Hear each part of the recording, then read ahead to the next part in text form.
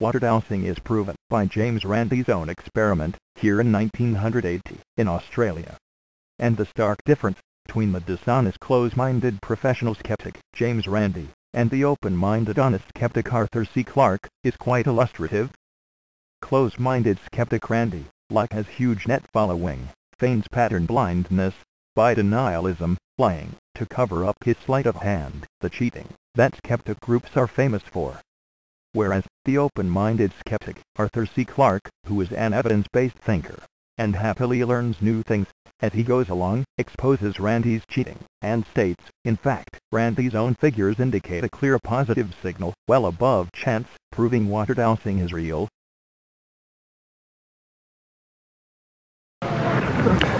Dowsers are so confident of their powers that they seldom bother to ask the fundamental question: are they just lucky, or is there a scientific explanation? My friend the magician, James Randi, tried to find the answer. In 1980, he went to Australia to challenge the diviners of the outback. $50,000 were on offer to anyone who could unfailingly find water and metal buried in the test area.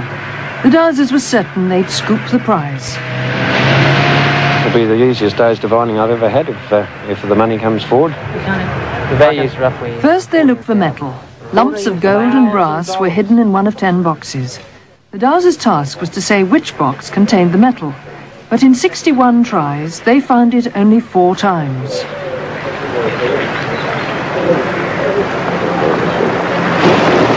When the metal tests were over, the water was turned on. 11 dowsers paced the field. Hidden in the ground below were 10 pipes. The dowsers had to detect which one the water was flowing through.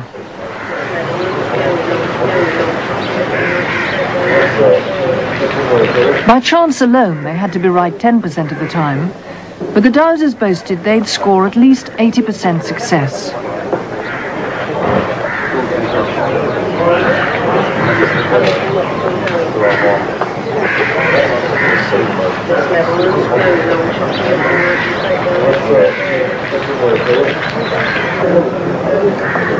At the end of the day, the diviners gathered to hear the water results from scrutineer the Reverend Ted Noffs.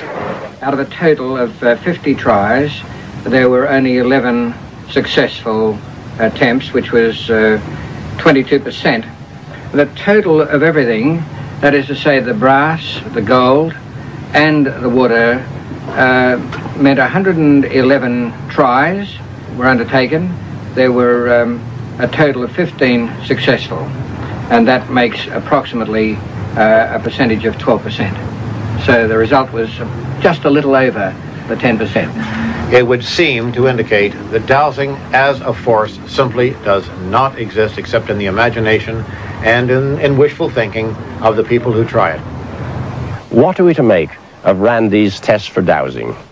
The experiment was well designed, but I don't quite agree with his conclusions. The test for water and the test for metal were entirely separate experiments. He shouldn't have combined the results.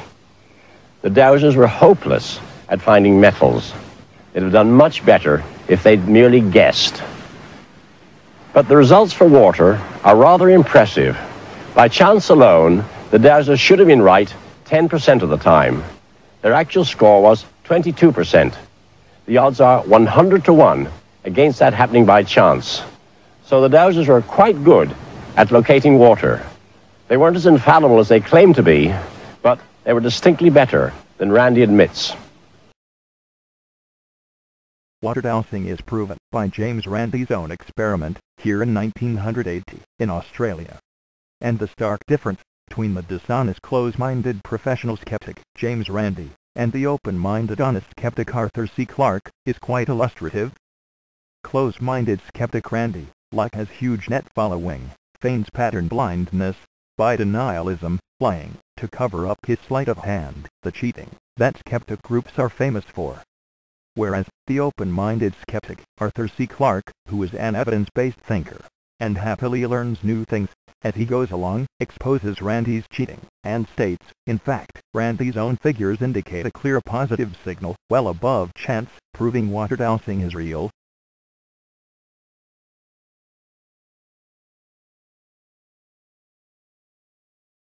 science luminary Arthur C Clarke, co-author of 2001, A Space Odyssey, just pointed out Randi's plain dishonesty and sabotage of the experiment. He contradicts Randi completely. Water dowsing works, says Clarke. Rather impressive is the phrase used. Clarke then shows how Randi is wrong, lying again. Randi, in his Churchillian delivery, pronounces dowsing as mere delusion, as always. Whereas Clarke now shows us, in this next piece, it's a repeatable, measurable effect. It's real, and anyone can do it. This means you, dear reader.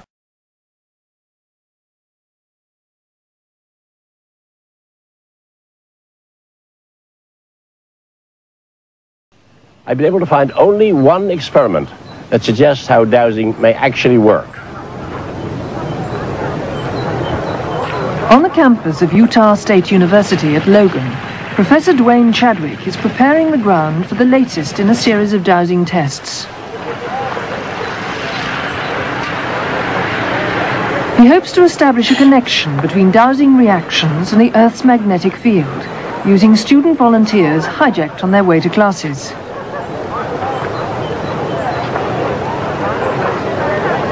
Before the test begins, Chadwick measures the magnetic field every foot along the path. Then he buries a piece of wire coat hanger in the snow, which will cause a distinct change, a distortion in the Earth's magnetic field. Really hard. The tests are designed to discover whether dowsers can detect changes in the Earth's magnetic field, like the one caused by the coat hanger. Any movement of the rods, a dowsing reaction, is carefully recorded. Chadwick got the idea from a local newspaper story. I saw something that made me really wonder. 2 boys fell through the ice on the Snake River and were drowned. The search party couldn't find them, and a dowser came along and located them after the search party had given up. That got me thinking there must be some scientific basis on which that might work, because here's a whole river of water. Obviously it wasn't the water. And I postulated that the skates would distort the Earth's magnetic field. Underground water also causes such distortions. Perhaps dowsers can tune into them. This might explain the basis of dowsing. But why should the rods twitch? I postulated again that here we have the human body, which is really a conductor of electricity. And as you cut the magnetic field, this causes micro voltages to be induced into the tissues, the muscles. That shortens the muscle. It causes a slight misalignment of the hands, subconsciously, not consciously, and causes a dowsing response. In a previous test, students dowsed a 60-foot-long path. Unknown to them, Chadwick had buried a piece of wire coat hanger at a spot 26 feet along it. The dowsing reactions were grouped in bunches, especially over the wire. 23 out of 25 people got a reaction within 3 feet of that spot. And statistically, of course, you could break the bank at Monte Carlo with those kind of odds. And we did show that they tended to get reactions where the magnetic field is changing. The magnetic field is changing most where the graph is steepest, and that's where the dowsing reactions are bunched. Based on our statistical evidence, I think there is a possibility that this is the mechanism by which the dowsing reaction occurs.